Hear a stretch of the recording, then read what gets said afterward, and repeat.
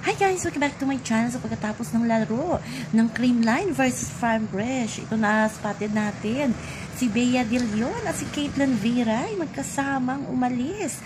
Ayan, makikita nyo, kinikilig ang mga fans kasi pinagdudahan na silang dalawa kung sila na nga ba magiging Gemma at Ella ba ang kanilang peg. Ayan, makikita nyo na medyo huminto muna si Caitlyn Vera, ay pinauna muna itong si Bea De Leon sa sasakyan at sumunod na din siya. O, diba? May basbas din yan ang Team Creamline, ang ate Eliza niya.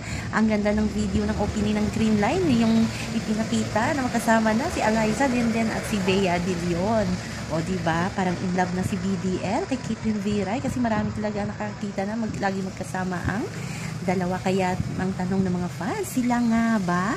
Kaya abangan natin ang mga susunod na kabanata sa PVL, o, diba? So, yan naman po guys ang ating update. Hanggang sa muli, bye-bye. Ayan, abangan natin sa Thursday, sa next game ng Creamline.